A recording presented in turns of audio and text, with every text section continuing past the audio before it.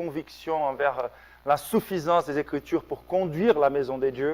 C'est son thème aujourd'hui.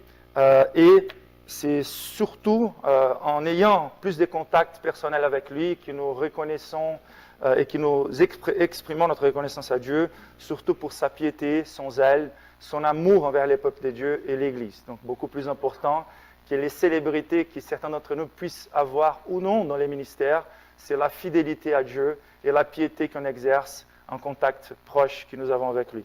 E donc, c'est une joie, é uma honra para a gente te receber. C'est une joie de t'avoir entre nous. Et donc, je vais passer la parole pour commencer la traduction. Donc, je passe la parole pour commencer la traduction. Para mim é uma honra e uma alegria muito grande estar com vocês aqui nessa manhã. Pour moi, c'est un honneur et une grande joie d'être avec vous ce matin. Agradeço muito pelo convite do pastor Davi e é uma alegria estar com vocês, vendo esse trabalho avançado aqui na França. Je suis très reconnaissant à Dieu de voir ce travail continuer à avancer ici en France et d'être à côté de David ici. Abra suas Bíblias no livro de Daniel, capítulo 3. Nous allons ouvrir nos Bibles dans les livres de Daniel, et chapitre 3.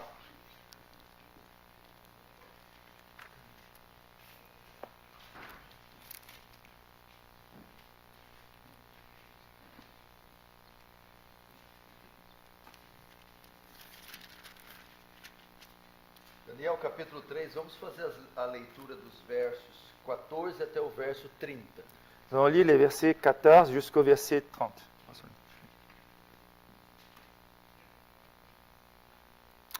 Je vais profiter et prier quelqu'un d'entre vous de nous lire en haute voix avec un bon français. Si quelqu'un peut nous lire les textes, Daniel 3, 14 à 30.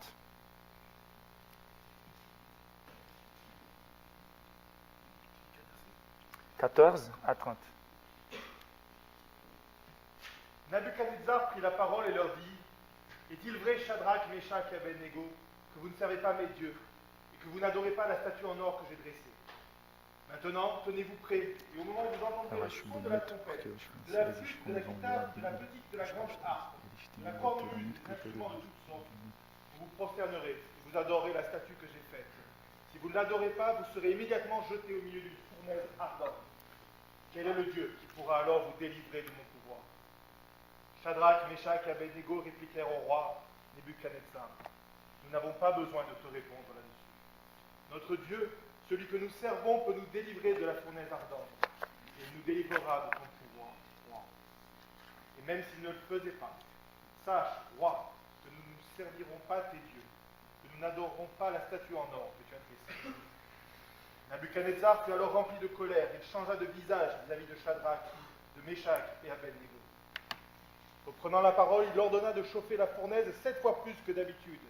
Puis il ordonna à quelques soldats particulièrement forts de son armée d'attacher Shadrach, Meshach et Abednego et de les jeter dans la fournaise ardente. Ces hommes furent alors attachés, habillés de leurs caleçons et de leurs tuniques, de leurs manteaux et de leurs autres vêtements, et ils furent jetés au milieu de la fournaise ardente.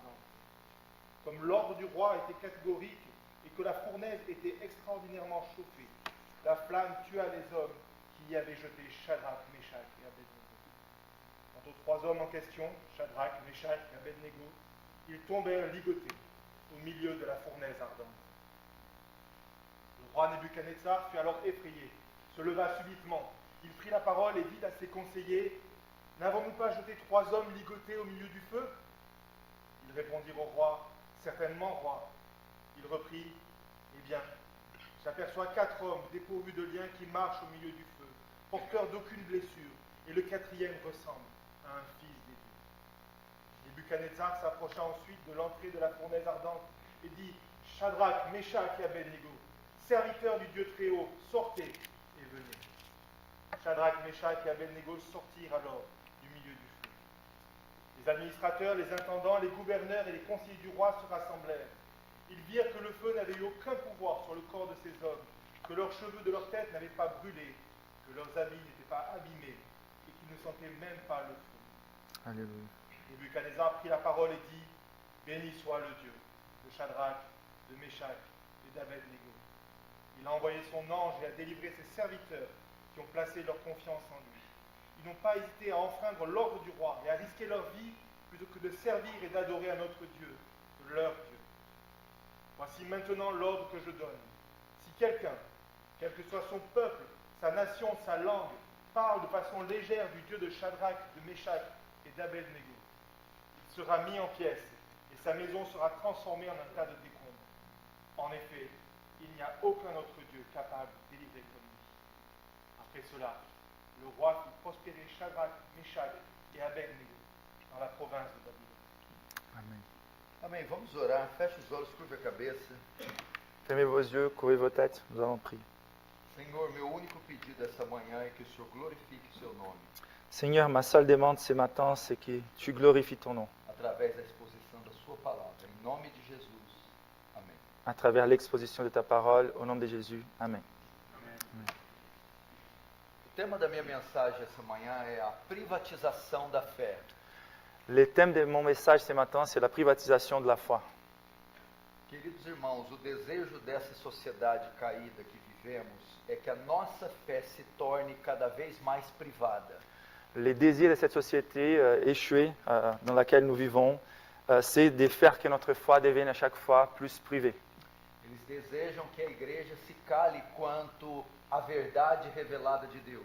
Et ils désirent faire taire l'Église quant à la vérité révélée de Dieu. Porque a verdade de Deus através da igreja representa uma ameaça para essa sociedade caída.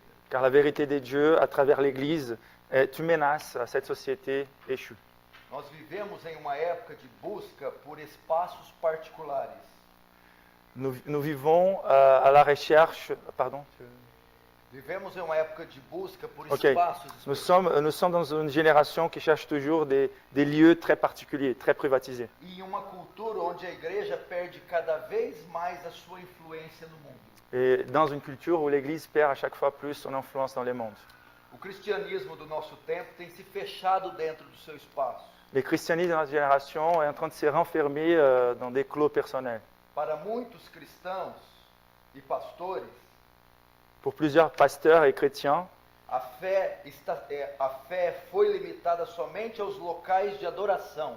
la foi a été limitée seulement aux lieux d'adoration. A fé cristã hoje é um acontecimento restrito aos eventos culticos. Oui, est un événement qui a été restreint à des événements des cultes. E muitas são as causas da igreja estar fazendo isso. Et on a plusieurs raisons pour que l'Église soit en train de se soumettre à ça. Primeiro, talvez sejam as ameaças que ela sofre por parte do Estado. Parfois, ce sont les menaces que l'État impose sur l'Église. Talvez a hostilidade que ela recebe da sociedade ímpia. Parfois, ce sont les pressions hostiles de la société impie. E até por parte dos seus próprios interesses ilegítimos em se amoldar ao mundo. Et parfois, la raison, c'est les désirs qui n'est pas légitime, charnel, de s'adapter au monde. Em razão disso, das pressões que a igreja sofre, Et donc, devant les pressions que l'Église souffre, ela tem buscado um lugar de conforto, sendo aceita pelo mundo, elle cherche un lieu de confort pour être acceptée par le monde. privando assim a sua fé. Et de cette manière, en train de priver sa foi. Muitos estão omitindo o seu papel influenciador como sal da terra e luz do mundo. Et plusieurs chrétiens sont en train d'effacer leur rôle d'influence pour être sel et lumière du monde. É o que nós estamos vendo hoje, uma igreja que não exerce influência na sociedade. C'est ce qu'on voit aujourd'hui, une église qui ne porte pas d'influence particulière dans la société. Vamos agora para o conceito de privatização da fé. Donc nous allons considérer la conception de la privatisation de la foi. O significado de privatizar é aquilo que é público se torna privado. Donc la signification, c'est de prendre quelque chose qui est public et de la rendre privée. Aquilo que tem influência geral passa a ter influência apenas particular. C'est qui avait au départ une influence générale, qui était censée être générale dans son influence, devient quelque chose de très particulier. Portanto, privatizar a fé é, Donc privatiser la foi signifie, por pressão do Estado ou medo da perseguição, donc devant la pression de l'État ou la crainte de la persécution, ou pela influência do pluralismo, ou à cause de l'influence du pluralisme, limitar a fé ao espaço particular em detrimento do público. et donc limiter la foi à l'espace particulier, aux lieux, aux expenses de lieux publics. Irmãos, nós estamos assistindo à morte do cristianismo no Ocidente. Nous sommes en train de contempler la mort du christianisme dans l'Occident. E nós não podemos nos submeter a isso. Et nous ne pouvons pas nous soumettre à ça. É somente a partir de um retorno da fé, influenciando o mundo, C'est seulement à partir du retour de la foi qui porte une influence sur les mondes que daremos a Deus a glória devida e transformaremos essa sociedade caída. que nous allons rendre à Dieu la gloire qu'il a due et nous allons transformer cette société échouée Através do nosso testemunho da pregação do Evangelho. à travers notre témoignage et de la prédication de l'Évangile. Veja como são atuais as palavras de Jesus para o nosso tempo. Considérons combien actuelles sont les paroles de Jésus pour notre temps. Não rogo que os tire do mundo, Je ne prie pas que tu les enlèves du monde, mas que os livre do mal. mais que tu les protèges du mal. Jesus disse para que nós não nos retirássemos do mundo. Jésus nous a dit qu'on n'était pas censé à nous retirer du monde. Por quê? Et pourquoi? Mateus capítulo 5 responde isso, quando ele diz: assim brilha a luz de vocês diante dos homens. Et donc la réponse se trouve en Matthieu lorsque Jésus dit de cette manière votre lumière brille devant les hommes. Jesus disse para nós não nos retirarmos do mundo, exatamente para influenciarmos o mundo. Donc Jésus avait pour but qu'on ne se retire pas du monde afin notamment de porter une influence sur les mondes. Você já se perguntou por que não se converte em um dia e não vai para o céu no dia seguinte? Si on se demande pourquoi on s'est converti dans un jour et on n'est pas parti au ciel dans l'autre jour, Por que após a conversão ficamos anos ainda nessa terra de pecado? pourquoi après la conversion on reste encore plusieurs années dans cette terre marquée et tachée par les péchés? Porque a igreja tem uma missão nessa terra. C'est parce que l'Église a une mission dans cette terre. Ela é sal da terra e luz do mundo. Elle est censée être les sels de la terre et la lumière du monde. Ela deve influenciar positivamente esse mundo. Elle doit influencer positivement ces mondes. Portanto, nós não podemos sucumbir à pressão do mundo pluralista e aceitar tudo como certo, sem impor nossa fé. Voilà, donc on ne peut pas subir à toutes ces pressions du monde sans que nous poussions nous porter de manière hardie pour imposer même notre foi. Como cristãos, somos distintos e temos valores absolutos. En tant que chrétiens, nous sommes distincts et nous avons des valeurs absolues. E exclusividade em muitos aspectos. Donc l'exclusivité, elle est dans plusieurs aspects du christianisme. Portanto, irmãos, se a exclusividade é um problema para nós, então nós temos um problema. Donc si de prêcher l'exclusivité, c'est un problème, ça va impliquer des problèmes pour nous, donc nous allons avoir des problèmes. Em João capítulo 14, Jesus disse: Eu sou o caminho. En Jean 14, Jésus a dit, je suis le chemin. Ele usa o artigo definido o e não o artigo indefinido Il utilise l'article défini, les, et non l'article indéfini, en, mostrando que ele é o único caminho. en démontrant par là qu'il est le seul chemin. E é muito importante que a igreja entenda isso. A exclusividade não pode ser um problema para nós. Et donc il faut que l'Église comprenne ça et accepte ça. L'exclusivité ne peut pas être un problème pour nous. Temos valores absolutos e devemos pregar, ensinar, testemunhar esses valores nessa sociedade. Nous avons des valeurs absolues et nous devons les enseigner, les prêcher et les garder devant la société. Podemos encontrar isso no texto de Daniel que foi lido aqui. Nous les retrouvons dans ces textes que nous venons de lire en Daniel. Vamos para o pano de fundo para você entender. Donc on va considérer un peu le contexte pour une meilleure compréhension. A Babilônia aqui era o império predominante da época. Donc la Babylone était l'empire prédominant de l'époque. Em mais ou menos 600 a.C., ela invade Jerusalém Plus ou moins en 600 avant Christ, elle va envahir Jérusalem. e deporta pessoas para a Babilônia. Você sabe disso. Donc il va déporter les personnes à la Babylone. Mas não são qualquer pessoas. Mais il ne s'agit pas de n'importe quelle personne. São categorias de pessoas, Il s'agit des catégories de personnes. principalmente classes profissionais. Et surtout des classes professionnelles. Militares, estudantes, professores, Des militaires, des étudiants, des professeurs, artesãos, des artisans, jovens magistrados. des jeunes magistrats. Eram categorias de pessoas influenciadoras. Des catégories de personnes qui portaient beaucoup d'influence. A Babilônia tomou essas classes de pessoas e as forçaram a viver em sua terra. Donc la Babylone a importé tous ces types de personnes et les a forcés à vivre dans sa terre. Por quê? Et pourquoi? Por qual razão foi um grupo tão seleto Quelle est la raison de choisir de manière aussi sélectionnée ce type de personnes? Essa foi uma estratégia bem pensada por Nabucodonosor. Il s'agissait d'une stratégie très intelligente de Nabucodonosor. Ele queria subjugá-los por meio da aculturação. Il a voulu les sous-juger à partir de l'enlèvement de leur culture. Qual é o significado da palavra aculturação? Quelle est la signification de cette conception d'enlever leur culture? É o processo de modificação da cultura do indivíduo ou povo C'est le processus des changements de la culture d'un individu, d'un peuple, para que se adapte a outra cultura. pour qu'il puisse s'adapter à une autre culture. Os babilônios sabiam que mesmo depois de ter conquistado o povo, Les Babyloniens savaient que même après avoir conquis un peuple, era uma questão bem diferente exilá-los c'était une question vraiment très différente entre les exilés de governá-los. et des gouvernés. Portanto, a estratégia era governá-los, subjugando-os pela aculturação.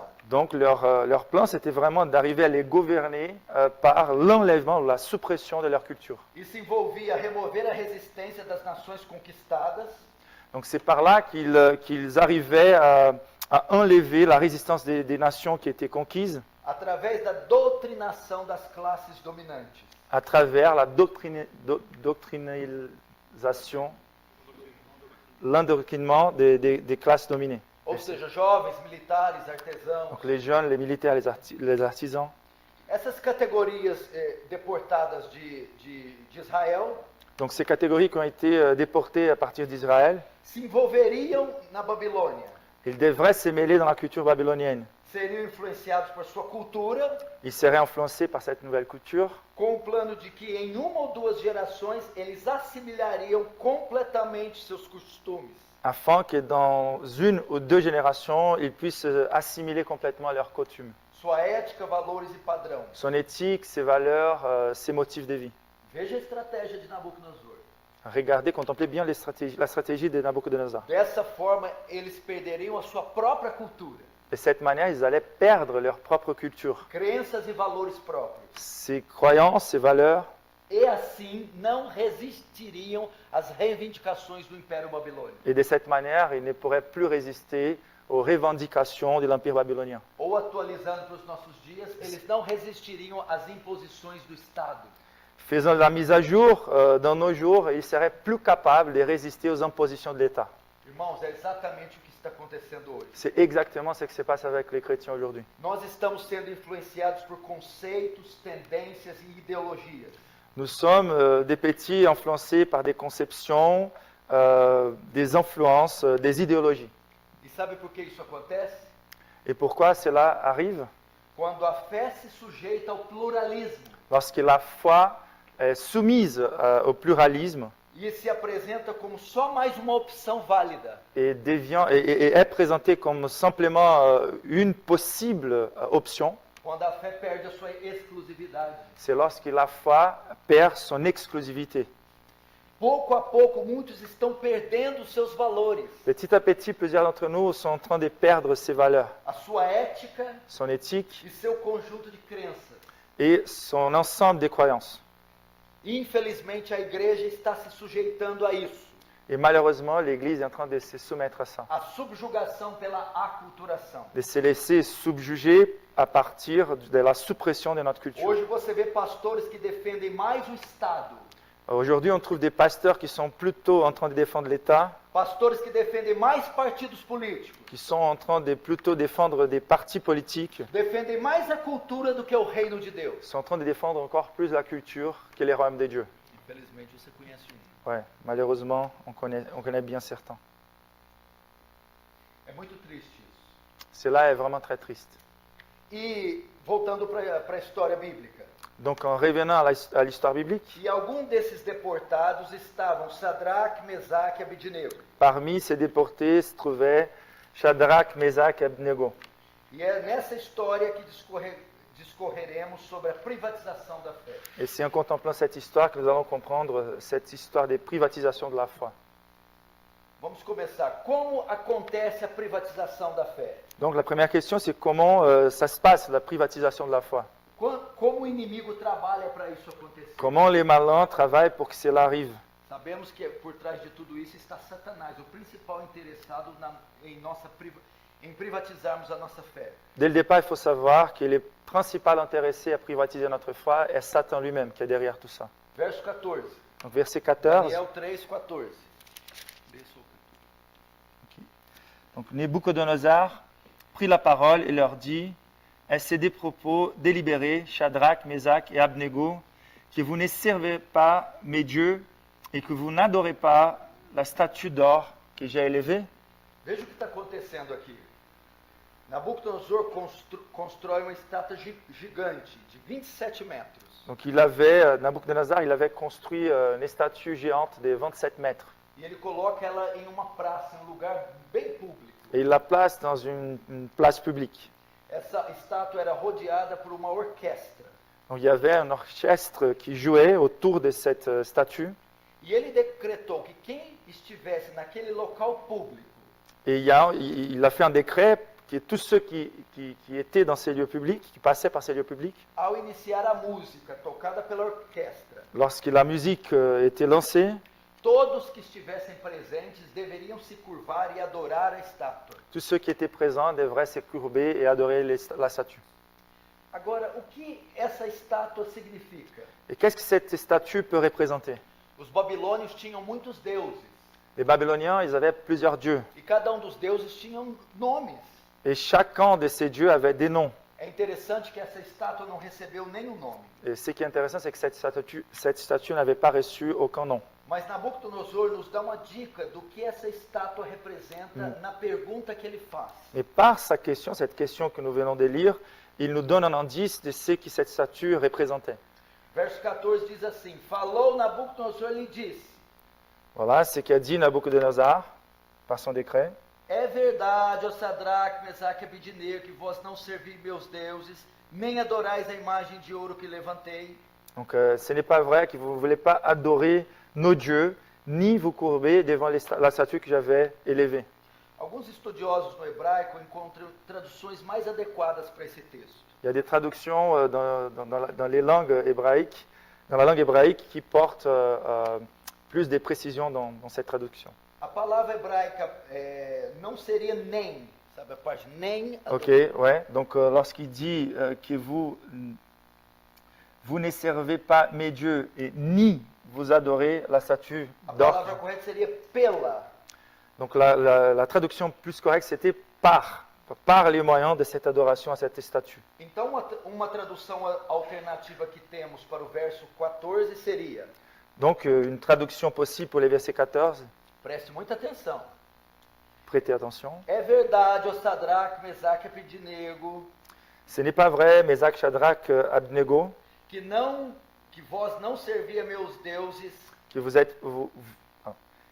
que vous n'adorez pas, que vous ne servez pas à mes dieux através de adorar a imagem de ouro que levantei. à travers l'adoration de l'image d'or que j'ai élevée. A imagem de Nabucodonosor era um símbolo do pluralismo, do ecumenismo. Donc là, c'est évident que cette image était un symbole de la pluralité, Qual é o ponto aqui? de queridos irmãos? l'écuménisme. Quel est le point ici? Faz sentido, de modo que a imagem não representa um Deus, e sim vários deuses. Donc c'est évident que l'image ne représente pas un seul Dieu, mais plusieurs dieux. Ela representava valores, crenças, essencialmente a crença da cultura babilônia. Donc elle représentait des valeurs, des croyances, et particulièrement les croyances de la culture babylonienne. De modo que ao adorar a estátua, você estaria adorando vários outros deuses. De manière que par l'adoration de la statue, nous serions en train d'adorer à plusieurs dieux. Nabucodonosor sabia que a sua capital era multinacional, Il était conscient que sa capitale était multinationale, multiétnica, multiethnique, e era uma nação pluralista, et qui était donc fière d'être une nation pluraliste. porque havia pessoas de várias partes do mundo vivendo ali, Car il y avait des personnes de plusieurs parties du monde entier qui vivaient là-bas. que tinham diferentes religiões e adoravam diferentes deuses. Il y avait plusieurs religions, qui adoraient plusieurs dieux. E o que ele está dizendo o que Nabucodonosor está dizendo quando ele pede para adorar a estátua? Et donc, qu'est-ce qu'il demande lorsqu'il demande aux personnes d'adorer cette statue? Ele está dizendo assim: eu não estou pedindo que você adore o meu Deus em vez do seu Deus. C'est comme s'il disait, je ne sais pas que je sois en train de vous exiger d'adorer mon Dieu au lieu de votre Dieu. Eu estou pedindo que você adore os deuses da Babilônia em adição ao seu Deus. J'aimerais tout simplement que vous adoriez les dieux de la Babylone en les rajoutant à vos propres dieux. Ele estava deixando claro que daria permissão para adorar qualquer Deus que escolhesse. C'est comme s'il donnait la permission qu'on pourrait adorer tous les dieux qu'on aimerait. O decreto dizia que tinham que afirmar publicamente a religião e os valores oficialmente sancionados pelo império. Qu'on devrait adorer les valeurs et les déités qui étaient sanctionnées officiellement par l'État. Ou seja, no privado você podia adorar o Deus de Israel, Donc dans ta vie privée, dans notre vie privée, on pourrait encore adorer les dieux d'Israël, mas no público os deuses da Babilônia. mais publiquement, il fallait rajouter tous les dieux de la Babylone. Em particular o seu Deus, En privé, votre Dieu, no público a estátua. dans les publics, la statue. Em outras palavras, contextualizando para os nossos dias, Pour mettre à jour pour nos jours, ele dizia: eu não estou pedindo que você abandone a sua visão bíblica sobre o aborto. c'est comme s'il disait, je ne suis pas en train de vous demander d'abandonner votre position biblique par rapport à l'avortement, Sobre casamento ou família, à propos du mariage ou sur la famille. desde que seja em particular. Dès que vous gardiez ça dans les particuliers. Eu estou apenas exigindo que em público você concorde Ma simple exigence, c'est que publiquement, vous soyez en train d'être d'accord e até mesmo participe da nossa redefinição desses temas. et même vous participiez de nos redéfinitions des systèmes. Ou você será acusado de crimes de ódio e uma violação dos direitos civis. Sinon, vous serez accusé des crimes de haine, de colère et violation des droits civils. Ninguém na Babilônia teria problema com o governo se não afirmasse a exclusividade da sua fé. Donc, c'était facile de ne trouver aucun problème avec l'Empire babylonien tant qu'on gardait l'exclusivité de notre foi de manière privée, Ou seja, Donc- da sua fé e do seu Deus. de sa foi et de son Dieu. Ou seja, para não haver problema com o império, você teria que privatizar a sua fé e adotar o pluralismo. Donc, pour éviter des problèmes avec l'Empire, il suffisait de privatiser la foi et adopter les pluralismes. No privado, viva como você quiser, creia em quem você quiser. Dans les privés, on peut croire à qui on veut et garder la foi qu'on veut. Entretanto, os valores e a maneira como você vive em público devem ser como aquelas que o Estado impõe. Cependant, les valeurs et les croyances manifestées publiquement doivent être celles que l'État détermine. Querido irmão, você está percebendo que isso está acontecendo em nossa geração? Est-ce que ce n'est pas évident, c'est exactement ce qu'on vit dans notre génération? Essa conferência está sendo realizada em uma Babilônia moderna. Nous sommes en train de réaliser une conférence dans une Babylone moderne. E a mesma pressão está acontecendo em nossos dias para privatizarmos a nossa fé. Et les mêmes pressions se passent dans nos jours pour qu'on privatise notre foi. O que toda sociedade pluralista diz é que Ce que toute société pluraliste dit, você pode professar sua fé no privado, mas no público não. c'est que nous pouvons professer notre foi dans les privés, mais pas dans les publics. Essa é a estratégia de Satanás. C'est la même stratégie de Satan. Através da aculturação, forçar eu e você privatizarmos nossa fé. Donc à partir de la suppression de nos cultures particulières chrétiennes, nous forcer à privatiser notre foi. E que pena é ver que muitos pastores estão cedendo a isso. Et c'est vraiment très triste de voir combien des pasteurs sont en train de céder à cette pression-là. Muitas igrejas e cristãos estão se sujeitando a isso. Donc plusieurs chrétiens et églises s'assujettissent à ça.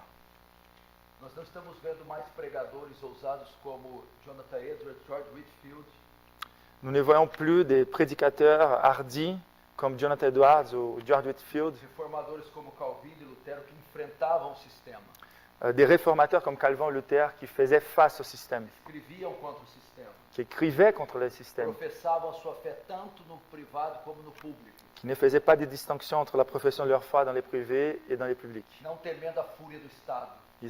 qui ne craignaient pas la furie, la colère de l'État. O que dizer dos puritanos, então, Quoi dire des puritains que influenciaram toda a Nova Inglaterra qui ont influencé toute la Nouvelle-Angleterre com seu testemunho e pregação? avec leurs témoignages et prédications? Eles jamais se sujeitariam a uma coisa dessa. Jamais ils s'assujettiraient à des choses comme celle-là. Agora vamos ver a postura de Sadraque, Mesaque e Abednego diante da pressão. Donc, considérons quelle est la procédure des Mésac, Sadrach et Abednego devant cette même pression. Quem são esses homens? Qui sont ces hommes-là? Sadraque, Mesaque e Abednego não eram anônimos, Ils n'étaient pas des anonymes. não viviam isolados. Ils ne vivaient pas de manière isolée, privée. Eles estavam profundamente envolvidos na cultura da Babilônia. Ils étaient directement et profondément impliqués dans la culture babylonienne. Eles ocupavam cargos de importância Ils avaient des rôles, des tâches très importantes. e receberam instruções e serviços públicos. Ils recevaient des instructions et prêtaient des services publics. E como qualquer outro na Babilônia, Et comme toute autre personne en Babylone, eles esperavam, a Babilônia esperava que eles, pela pressão e pela aculturação, privatizassem sua fé. la Babylone était habituée et s'attendait qu'ils aussi s'adaptent et qu'ils privatisent leur foi. Nabucodonosor esperava que eles se moldassem à sociedade, L'attente de la Babylone, c'est qu'eux aussi, ils rentrent dans la moule de la société e apoiassem os planos do império. et qu'ils soient là pour appuyer les plans de l'Empire. E qual foi a resposta deles? Et quelle était leur réponse? O verso 14. Verset 14. É verdade, Sadraque e Abednego, que vós não servia meus deuses, Est-ce que c'est vrai que Mésac, Sadrach et Abednego, que vous ne servez pas mes dieux? preste atenção, queridos irmãos. Donc, attention.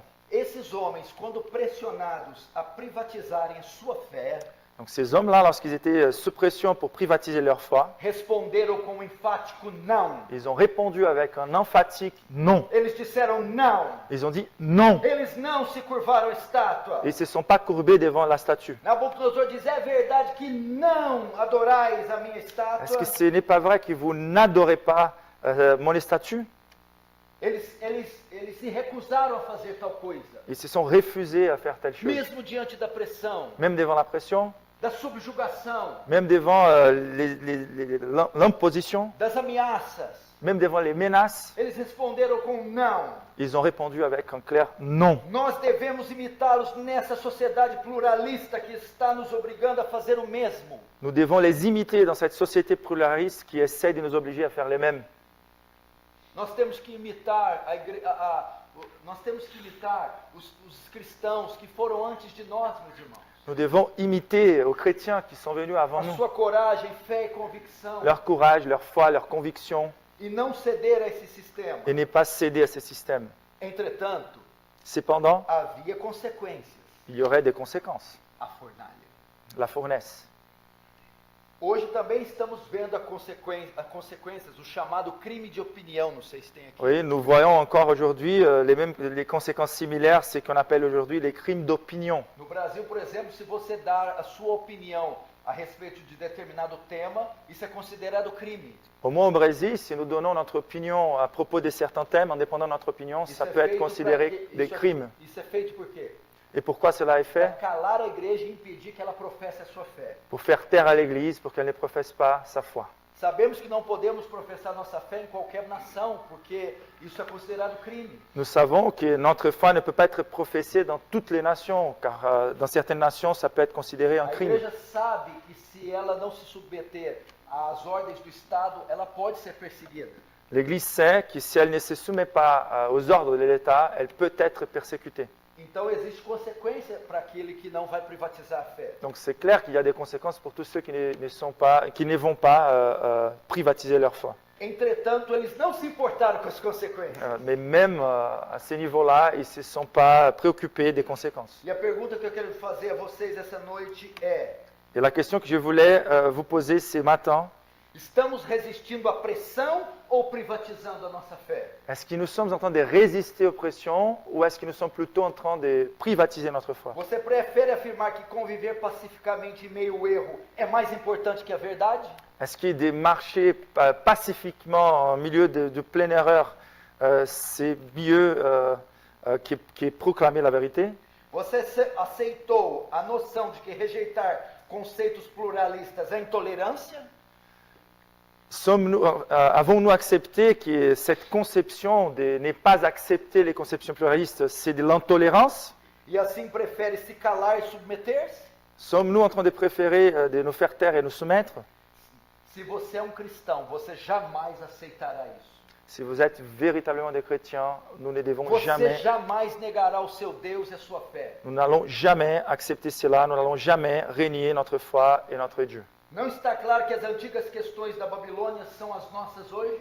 Ce n'est pas clair que les mêmes questions anciennes de la Babylone sont les mêmes pour nous aujourd'hui? Amém? Amen. Irmãos, a fé será privatizada se as relações públicas forem mais importantes que os princípios bíblicos. Si les relations publiques pour nous sont plus importantes que les principes bibliques, c'est là où notre foi sera privatisée. A fé será privatizada se estivermos determinados a não suportar nenhuma dificuldade como soldados de Cristo. Si nous ne sommes pas disposés à faire face à toutes les difficultés et persécutions en tant que bons soldats du Christ, la foi sera privatisée. A fé será privatizada se tivermos desprezo pela exclusividade e os valores absolutos. Donc la foi sera privatisée si nous méprisons les valeurs absolues et les vérités bibliques. Agora, como não incorrer nesse erro? Et donc comment n'est pas tombé dans cette erreur? Como imitar o exemplo de Sadraque, Mesaque e Abednego e Comment? não ceder ao Estado? Comment être capable d'imiter l'exemple de Sadrach, Meshach, Abednego et ne pas se soumettre à l'État? Através de duas formas. On a au moins deux manières. Convicção da nossa fé e a visão correta do sofrimento. La première, c'est la conviction par rapport à notre foi. Et la deuxième, c'est une perspective correcte à propos de la souffrance. Primeiro, a convicção da nossa fé. Donc d'abord, considérons les convictions à propos de notre foi. Nabucodonosor estava irado, pois percebeu ser um ato de traição. La colère de Nabucodonosor était causée car sa perception, c'est qu'il s'agissait d'une trahison. Pois eles não estavam se curvando à estátua. Car ils n'étaient pas en train de se courber à la statue. E ele ordena novamente no verso 15. Et donc, il va ordonner à nouveau, verset 15. Verso 15. Ok. Donc maintenant, tenez-vous prêts, et au moment où vous entendrez les sons de la trompette, du chalumeau et de la guitare, de la sambuc, du psalterion, des corneuses et de toutes sortes d'instruments, vous vous prosternerez et vous adorez la statue que je l'ai faite. Si vous ne l'adorez pas, vous serez jetés à l'instant même au milieu d'une fournaise ardente. Et quel est le Dieu qui vous délivrera des ma main? Você está vendo, irmãos, quando nos negarmos a fazer isso, o Estado virá atrás de nós. Donc, lorsque nous régnons, nous soumettre aux impositions de l'État, il viendra nous chercher. Eles nos pressionarão, pressionarão, pressionarão até cedermos. On va subir des pressions sur pression jusqu'à ce qu'on puisse céder. Foi o caso de Sadraque, Mesaque e Abednego. C'était le cas pour Meshach, Sadrach, Abednego. Agora vejam eles respondendo à pressão com a convicção da sua fé. Mais contemplons surtout avec quelle conviction à propos de leur foi ils ont résisté aux pressions. Verso 16. Donc, verset 16. Shadrach, Meshach et Abednego répliquèrent au roi Nabucodonosor, nous n'avons pas besoin de te répondre là-dessus. Voilà. Quanto a isso, não necessitamos te responder. Donc, quant à ça, nous n'avons pas besoin de A te répondre. resposta deles diante da pressão foi: La réponse qu'ils ont donnée devant la pression a été nós jamais faremos isso. nous n'allons jamais les faire. Nem sequer passou pela cabeça deles Ce n'est même pas passé par leur tête negar a sua fé, negar o seu Deus. de régner leur foi, de régner leur Dieu. Seria impensável tal coisa. Ça, c'était même pas possible de penser. Veja a convicção da fé deles. Regardons, contemplons les convictions à propos Eles de leur foi. sabiam em quem criam. Ils connaissaient celui qui croyait. Eles tinham certeza da sua fé. Ils avaient l'assurance de leur foi. De modo que nem mesmo em face à morte eles cederam. De manière que même la mort n'avait pas la capacité de faire pression sur eux. Muitos estão privatizando a sua fé por não terem convicção da sua fé. La plupart d'entre nous qui sont en train de privatiser sa foi, c'est car nous n'avons pas les convictions à propos de notre foi. E de onde vinha tal convicção ou tal coragem? Et d'où venait cette conviction, ce courage? Do conhecimento e da confiança que eles tinham em Deus. De la connaissance et de la confiance qu'ils avaient en Dieu. O problema é que hoje os cristãos não conhecem a Deus. Et il y a un problème aujourd'hui, c'est que les chrétiens ne connaissent pas Dieu. O que eles conhecem é uma caricatura mal feita, mal ensinada pelos falsos profetas. Parfois, on connaît des caricatures mal faites présentés par les faux prophètes. O verso 17 ele diz: se o nosso Deus a quem servimos Donc là, le verset 17, il y rend très clair, voici notre Dieu que nous servons. quer nos livrar, ele nos livrará. Donc, si notre Dieu que nous servons veut nous livrer, il les fera. Se não fica sabendo que não serviremos teus deuses, nem adoraremos a imagem de ouro que levantaste. Et sinon, sache, ô roi, que nous ne servions pas tes dieux et que nous n'adorerons pas la statue d'or que tu as élevée. Queridos irmãos, a vida deles estava focada exclusivamente na glória Mes de chers Deus. frères, leur égard était exclusivement fixé sur la gloire de Dieu. Eles o conheciam, Ils connaissaient Dieu. tinham um relacionamento com o Senhor, Ils avaient une relation proche avec Dieu. eram profundos nas Escrituras, Ils étaient profonds dans leur connaissance des Écritures. de modo que nenhuma fornalha aumentada 7 vezes os intimidaram. De manière que même une fournaise augmentée dans son intensité 7 fois pouvait porter des menaces sur eux. Sua relação com Deus não era com o fim de serem beneficiados. Leur relation avec Dieu n'était pas pour être bénéficiés par Dieu. Eles o amavam incondicionalmente. Ils aimaient Dieu de manière inconditionnelle. Essa era a base da confiança Voici la base de leur confiance que eles tinham no Senhor. Eles o conheciam. qu'ils avaient dans le Seigneur. Ils connaissaient Dieu. Precisamos de cristãos assim, robustos, Nous avons besoin des chrétiens comme que ça, conhecem profundamente o seu Deus, robustes, qui connaissent bien leur Dieu, que têm uma aliança que não vai se desfazer ao menor dos obstáculos. qui ont une alliance qui ne peut pas se dissoudre devant les moindres obstacles. Talvez nós não temos ideia da perseguição que ainda virá contra nós, Nous n'avons pas une idée, possiblement, des persécutions qui viendront encore contre nous. de quantas autoridades se levantarão para impedir o avanço do reino de Deus. Combien encore les autorités peuvent s'élever pour empêcher l'avancement du royaume de Dieu. E é só com o conhecimento de Deus e a confiança nele que resistiremos. Et c'est qu'avec la confiance en Dieu et la connaissance de Dieu que nous allons résister et avancer. E essa é a razão de tantos privatizarem a sua fé. Eles não conhecem a Deus. Et donc, de ne pas connaître Dieu, c'est la raison pour laquelle aussi tant d'entre nous sont en train de privatiser A igreja leur foi. precisa voltar, a igreja precisa retornar urgentemente ao estudo dos atributos de Deus. L'Église doit revenir au plus tôt à la considération des attributs de Dieu. É só conhecendo a Deus que nós vamos vencer. C'est que par la connaissance de Dieu que nous allons vaincre.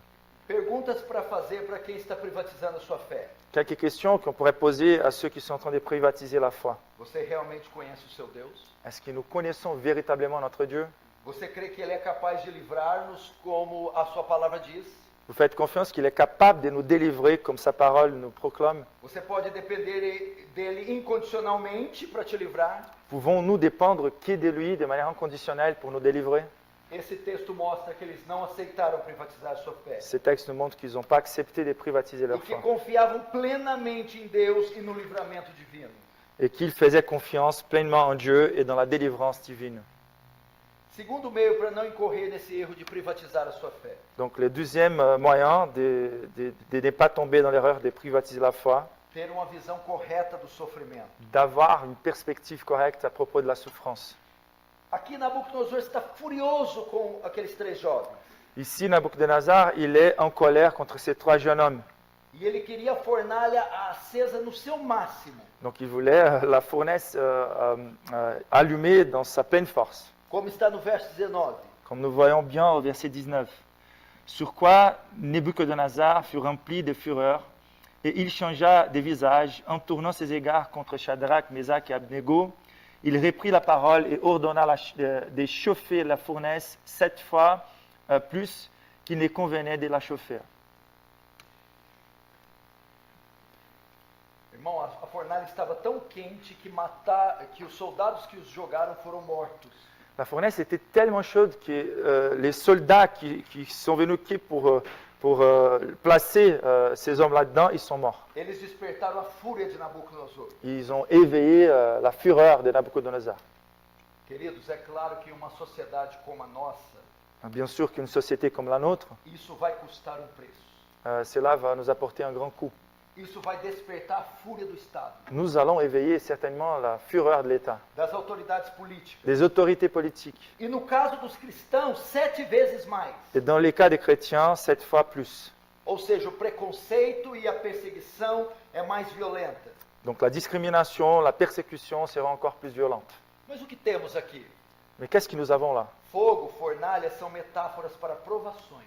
Le feu et la fournaise ont toujours été des métaphores pour les épreuves, Perseguições e sofrimento. les persécutions et la souffrance. Entretanto, devemos ter uma visão correta do sofrimento. En même temps, nous devons avoir une perception correcte à propos de la souffrance. Por que o cristão se assusta quando uma nova lei é feita a fim de privá-lo dos seus direitos? Pourquoi sommes-nous aussi effrayés lorsqu'une nouvelle loi menace nos droits? Ou quando sofre preconceito e discriminação na universidade? Lorsque nous souffrons les préconceptions, la discrimination à l'université, par exemple. Isso está previsto na palavra. Tout cela était déjà prévu dans la parole de Dieu. A primeira coisa que tem que aprender, o sofrimento não é estranho ao cristão. La première chose qu'on doit nous rappeler, c'est que la souffrance n'est pas étrange aux chrétiens. Vivemos em um mundo que está em trevas e que odeia a luz.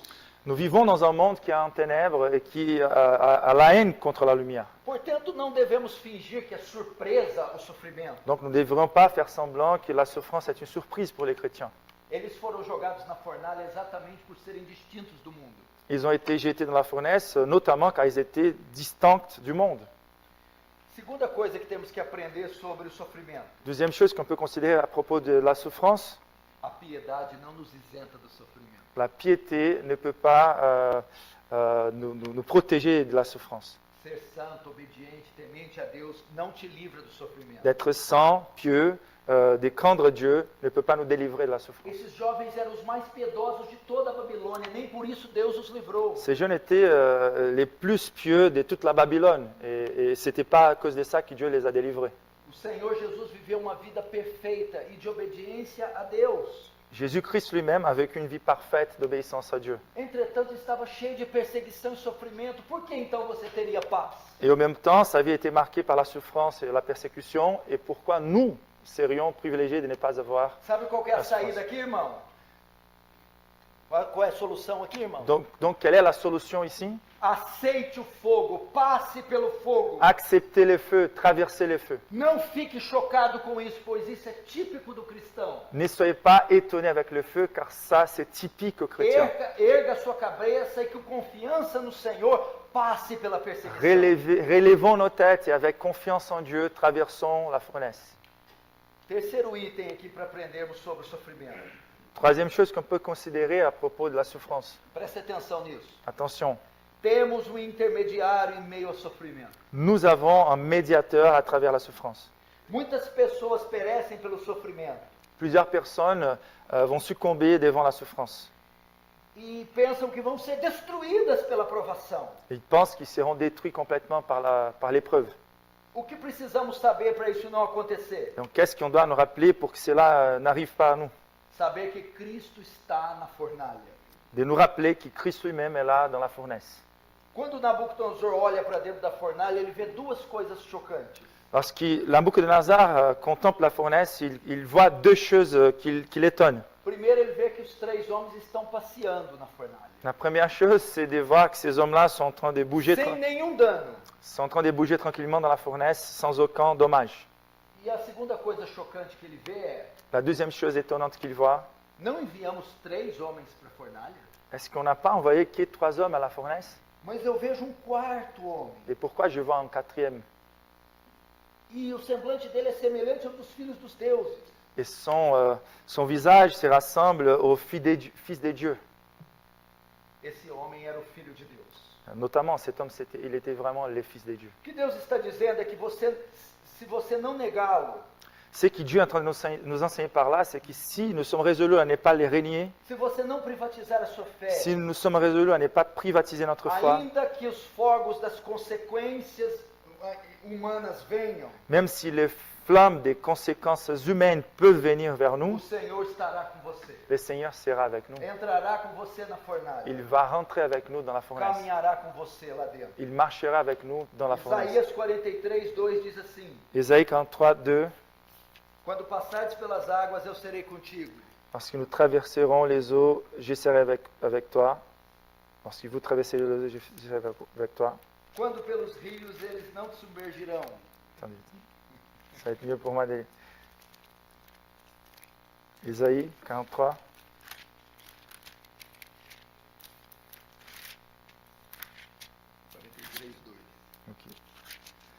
3:2. Ésaïe 43, 2.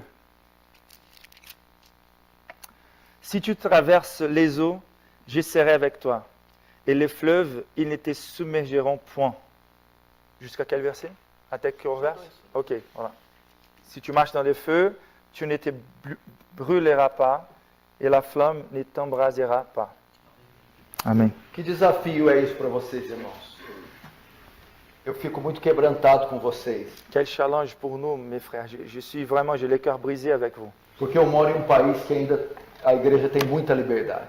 Car je vis dans un pays où l'Église a encore beaucoup de liberté. Não temos problemas com a fé islâmica. Nous n'avons pas de problèmes directement liés à la foi islamique. Podemos cultuar a Deus o dia que quisermos, a hora que quisermos, Nous pouvons rendre un culte à Dieu les jours qu'on veut, là où on veut, quando quisermos. Como- Quanto tempo quisermos. avec la duration qui nous semble bien. Ainda podemos falar, pregar o tema que quisermos. Nous pouvons encore choisir tous les thèmes que nous voudrions, Mas alguns países da Europa mais nous sommes conscients que plusieurs pays dans l'Europe, já contam com bem mais dificuldade que a nossa. ils trouvent beaucoup plus de difficultés que nous. Isso pode ser ruim Cela peut être vraiment très, très, très mauvais, ou pode ser uma oportunidade mais ça peut être aussi vu comme une grande opportunité para a igreja expressar sua fé, pour que l'Église puisse exprimer sa foi pregar o evangelho, et prêcher l'Évangile. para dizer eu não concordo com a visão do aborto. Pour dire, je ne suis pas d'accord avec la vision O casamento de pessoas do mesmo sexo. de l'avortement, avec les mariages des personnes du même sexe.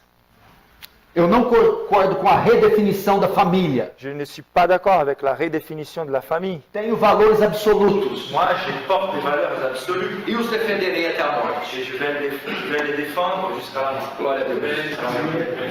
Fim.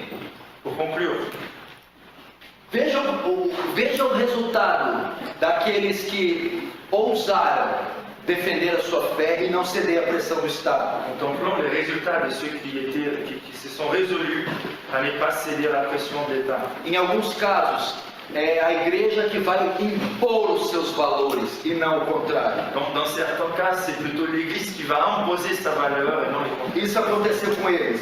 Et cela s'est passé avec eux. Veja o verso 28 e 29. Regardons ensemble les versets 28. Nebuchadnezzar prit la parole et dit, béni soient les dieux des Sadrach, Mésach et Abednego, lesquels a envoyé son ange et délivré ses serviteurs qui ont eu confiance en lui et qui ont violé l'ordre du roi et livré leur corps plutôt que de servir et d'adorer aucun autre Dieu que leur Dieu. Voici maintenant l'ordre que je donne. Tout homme à quelque peuple, nation ou langue qu'il appartienne, qui parlera mal du Dieu des Shadrach, Mésach et Abednego, sera mis en pièces, et sa maison sera réduite à un tas d'immondices, parce qu'il n'y a aucun autre Dieu qui puisse délivrer comme lui. Après cela, les rois firent prospérer Shadrach, Mésach et Abednego dans la province de la Babylone. C'est étonnant. Isso é incrível, meus irmãos. Incrível. C'est incroyable. Incroyable. Vejam só.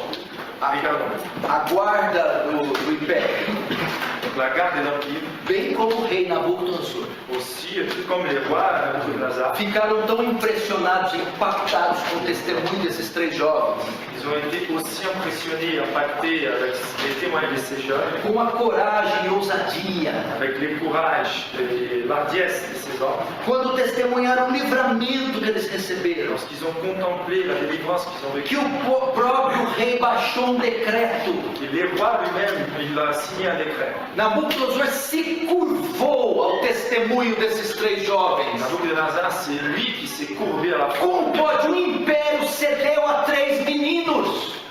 Nabucodonosor s'est courbé lui-même au témoignage de ces hommes. Comment ça peut se passer qu'un empire en entier puisse céder et se courber Que à coisa extraordinária! trois jeunes hommes? C'est extraordinaire. Nós precisamos dessa mesma fé nos dias de hoje. Nous avons besoin de cette même foi dans nos jours. Pastores e cristãos acomodados, Nous avons des pasteurs et des chrétiens très conformistes, missionários que saem dos seus países pobres para missões na Europa, na América do Norte, Des missionnaires qui sont en train de sortir de leur pays sans le peuple pour faire des missions en e Europe. perdem o foco a fim de ganhar dinheiro. Et qui parfois vont perdre leur focus pour gagner de l'argent. Estão dentro de uma nação idólatra. Ils sont au-dedans d'une nation complètement idolâtre. Estão dentro de nações apóstatas. Ils sont dans des nations qui ont commis l'apostasie. E por causa dos benefícios materiais têm se acomodado. Et à cause du profit matériel, ils sont en train de s'accommoder. Igrejas inteiras que não evangelizam. Les églises entières qui ne sont pas en train de faire de l'évangélisation, Não dão testemunho da sua fé fora das quatro paredes. ils ne sont pas en train de rendre témoignage de leur foi en dehors des quatre murs. Estão assistindo milhões irem para o inferno Ils sont en train de contempler des milliers qui marchent vers l'enfer sem lutar por essas almas, sans faire aucune bataille pour ces âmes, sem protestar contra o governo, sans faire aucune protestation contre les gouvernements, sem exercer sua fé publicamente. sans exercer sa foi publiquement. Não podemos fazer isso. Ils ne vont pas le faire. O testemunho desses jovens é incrível. Le témoignage de ces jeunes est incroyable. Oremos para que Deus nos dê a mesma coragem que deu a eles. Prions pour que Dieu nous donne le même courage que les adultes. Que jamais venhamos privatizar a nossa fé, mesmo que isso nos custe. Nous ne privatisons jamais notre foi, même si cela nous coûte cher. Que sejamos sal da terra e luz do mundo nesse mundo em trevas. Nous sommes les sels de la terre, la lumière du monde, de ce monde en fonctionnement. Amém? Amen. Antes de orarmos, irmãos, Avant de prier, mon frère, estava falando com o pastor Davi sobre o momento de perguntas e respostas. je parlais au pasteur David par rapport au moment des questions et réponses. Por se tratar de assuntos muito delicados envolvendo casamento homossexual, aborto, etc., Comme j'ai touché à des sujets très délicats dans la société d'aujourd'hui, comme les mariages homosexuels ou l'avortement, não vamos ter essa sessão de perguntas e nous respostas. n'allons pas avoir la section des questions et réponses. Mas caso alguém tenha uma dúvida, pode me perguntar em particular. Mais n'hésitez pas à venir vers moi en particulier pour poser des questions. E a ideia é o quê? Não é que eu estou privatizando a minha fé, não. L'idée, c'est pas que je sois en train de privatiser ma foi. É que nós temos que evitar qualquer constrangimento, qualquer coisa que possa prejudicar a igreja local ou prejudicar vocês. C'est juste pour éviter, comme je ne connais pas je présume, comme il ne connaît pas toutes les lois en France, tout ça, il préfère ne pas faire quelque chose qui puisse porter du préjudice sur nos églises locales. A segunda coisa é que eu devo respeitar a opinião individual de cada pastor. La deuxième chose, c'est qu'il doit respecter quand même la question de conscience de chaque pasteur. Então esses temas devem ser tratados pelos pastores das igrejas locais. Donc c'est la responsabilité des pasteurs des églises locales qui doivent traiter ces questions auprès de ces églises. Mas no final, se você quiser, pode procurar a mim e outros homens de Deus aqui que serão competentes para te responder sobre essas questões. Et à la fin, vous pouvez chercher soit lui, soit d'autres intervenants qui sont ici pour poser des questions. Et donc, ils ont tous des compétences pour répondre à ces questions. Vamos fechar nossos olhos, vamos orar. Pai Santo, Père Saint, que a sua misericórdia nos alcance esta manhã. ta miséricorde puisse nous attendre ce matin. O Senhor levante homens e mulheres ousados no nosso meio. Tu puisses élever des hommes et des femmes qui soient hardis dans nos milieux. Como esses três jovens que, mesmo diante da fornalha, Ces trois jeunes hommes qui, même devant la fournaise, se recusaram a privatizar a sua fé. ils ont refusé, Seigneur, de privatiser leur foi. Como sal da terra e luz do mundo, Et en tant que sel de la terre et lumière du monde, venhamos a proclamar o Evangelho de Cristo nous puissions proclamer l'évangile de Jésus-Christ nos quatro cantos dessa terra. dans les quatre coins de cette terre. Em nome de Jesus. Au nom de Jésus. Amém. Amen. Deus abençoe. Amém.